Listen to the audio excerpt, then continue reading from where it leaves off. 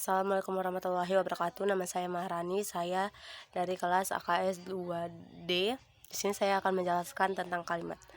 Jadi kalimat adalah suatu bahasa berupa kata atau rangkaian kata yang dapat berdiri sendiri dan menyatakan makna yang lengkap. Kalimat adalah satuan bahasa terkecil yang mengungkapkan pikiran yang utuh, baik dengan cara lisan maupun tulisan. Lalu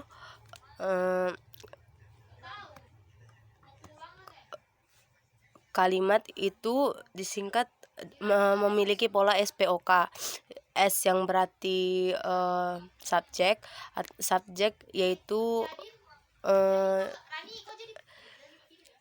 sering disebut sebagai unsur inti atau unsur pokok pada sebuah kalimat, biasanya berupa kata benda dan biasanya terletak sebelum unsur predikat. Nah, predikat sendiri itu yaitu fungsinya menerangkan yang sedang dilakukan subjek pada kalimat. Lalu O-nya itu objek yaitu objek biasa terletak pada setelah predikat.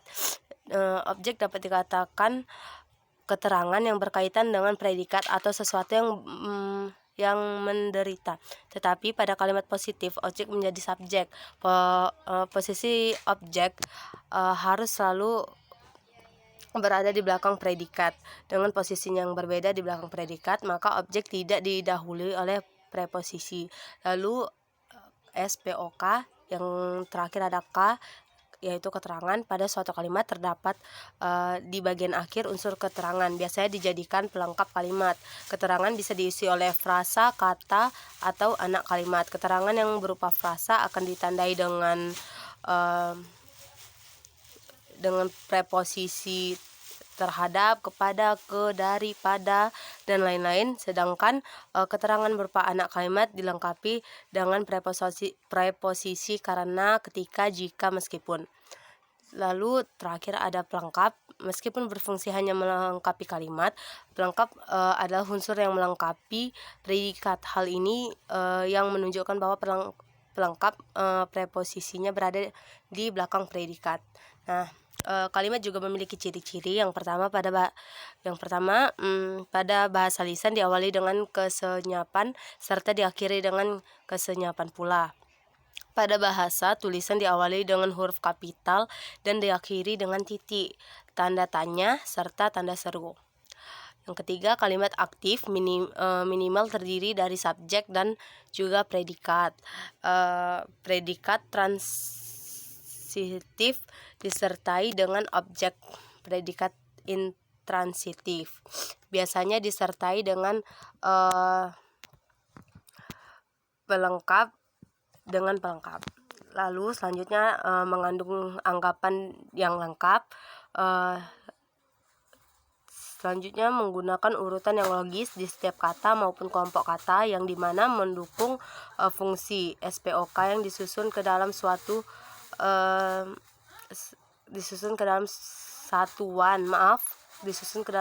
sesuai dengan fungsinya. Selanjutnya mengandung satuan makna, ide atas pesan yang jelas. Yang terakhir, dalam paragraf terdiri dari 2 kalimat atau lebih. Kalimat tersebut disusun ke dalam satuan makna, pikiran yang saling berkaitan. Hubungan dijalin melalui konjungsi, pronominal atau kata ganti, repetisi atau struktur sejajar. Jenis kalimat.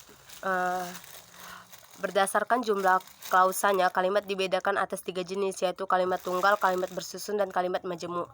Nah, kalimat tunggal itu kalimat yang terdiri dari satu klausa bebas. Kalimat tunggal sering disebut kalimat sederhana, kalimat simpleks, dan kalimat eklausa.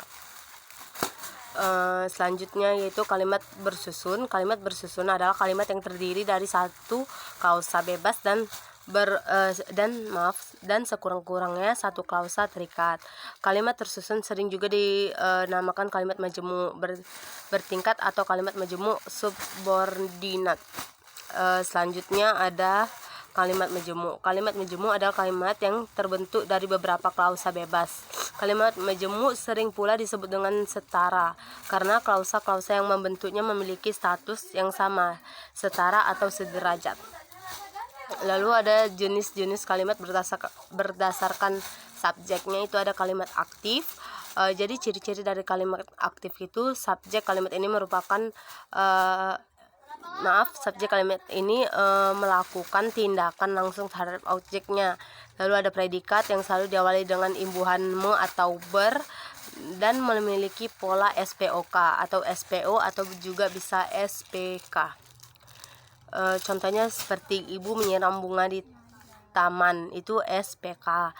Dengan ibu itu S atau subjeknya, menyiram itu P atau predikat, dan bunga di taman itu K atau keterangannya.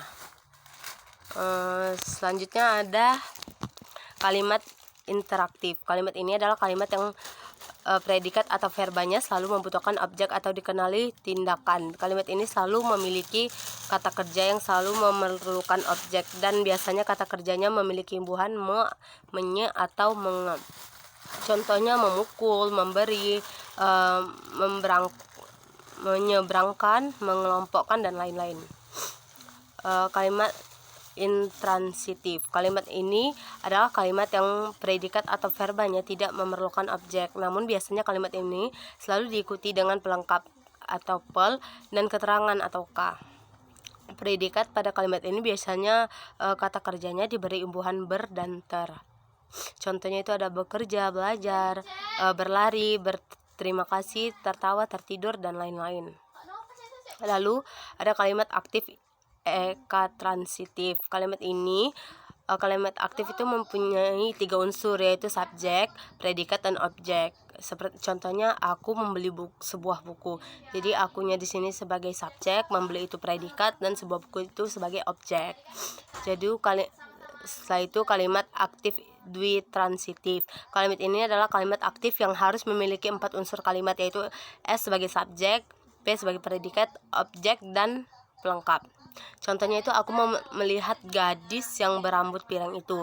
Jadi aku itu sebagai subjek, melihat itu sebagai predikat, gadis itu sebagai objek yang dilihat dari aku tadi, dan pelengkapnya itu yang berambut pirang itu.